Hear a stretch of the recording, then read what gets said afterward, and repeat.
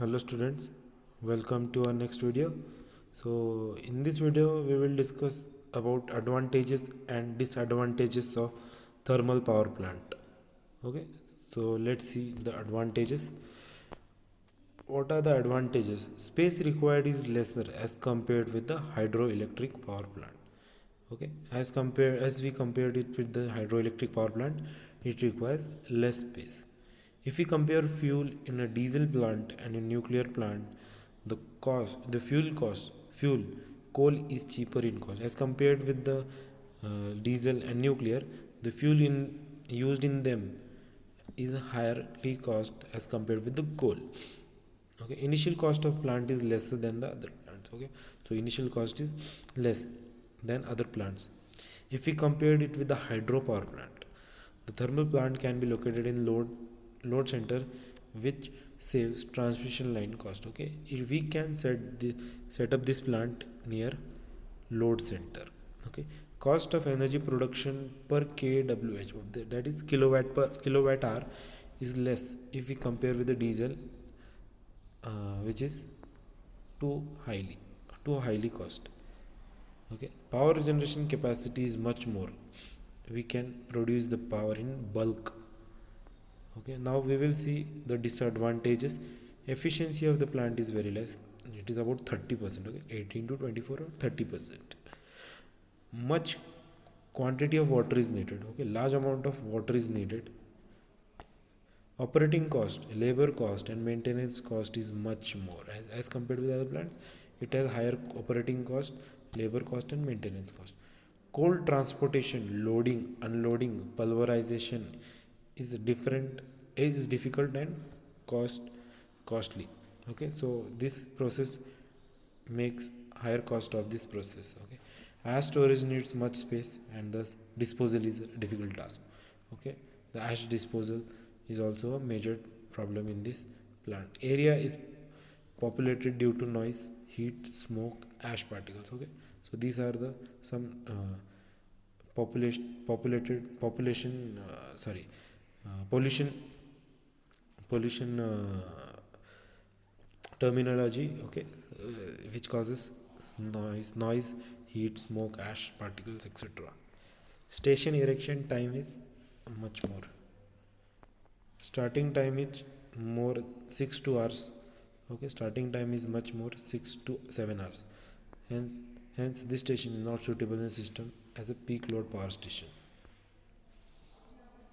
Now we will look the thermal power plants in different states of India. So firstly we will see in Maharashtra. In Maharashtra there are Koradi, Nashik, Bhusawal, Paras, Parali, Kaparkheda, Chandrapur, Oranjiti. Okay, waste heat and recovery, and Trombe. Last one is the Dahanu. So in Koradi, the installed capacity is about 1100 megawatt, and 4 into 120 megawatt. So what is 4? 4 denotes the 4 units.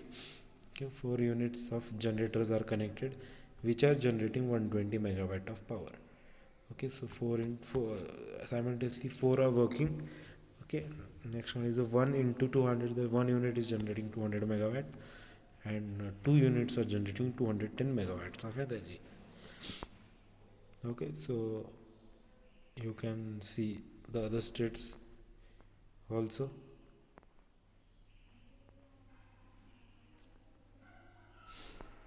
Now we will look the overall efficiency of thermal power plant. So there are 4 main equipments in the system, namely generator. Okay, next one is the turbine, next one is the condenser, and last one is the boiler. So if we divide the efficiencies in these 4 parts, then generator's efficiency is about 97%. Okay, and steam turbine is having a lesser efficiency. Preheater is giving the efficiency of 60%, condenser is about 60%, boiler efficiency is about 50%. Okay, so the total efficiency, when we sum this up, so some energy is lost at every step in the process cycle, complete cycle of power generation, and effective efficiency of the plant is not more than 30 to 35%. Okay, so its total efficiency is not more than 35% or 30 to 35%. Okay, so there are some provisions which are implemented, which are used in the plant to improve the thermal efficiency. Okay, so there are many devices which are used in the plant. Okay, steam produced by boiler is wet. Okay, the steam produced by boiler is wet. The heat of the flue gases is used to made in the superheater to superheat the steam. Okay, so the flue gases which are waste gases, but its temperature can be extracted. Okay, so which can be used as a superheater to heat the steam, and then it is fed to the turbine in a dry condition. Water from condenser cycle is fed to the boiler again, while passing this water through the route. The step of economizer heats the water, taking advantage of heats of flue gases and utilizing the waste heat of the flue gases. Okay, so waste heat of the gases is passes when it is after the turbine. Okay, it is passed to the condenser, and then condenser it is again fed back to the turbine, but in between there is economizer which uses the heat from the flue gases. Air preheater, air is sucked from the atmosphere to be fed to the boiler to help coal combustion passes through air preheater, where it is heated by flue gases and thus helps in increasing the efficiency. So these are the devices which are actually increasing the efficiency. Okay, next one is the gas flow diagram of thermal power plant. So this is how actually the gas flows. Boiler. Okay, then the boiler in there all the flue gases are generated, then it is superheated economizer. In air preheater also the steam is generated, and that gas flue gases are exhausted through chimney. Okay, so this is a major power plant. Accidents can happen. There are various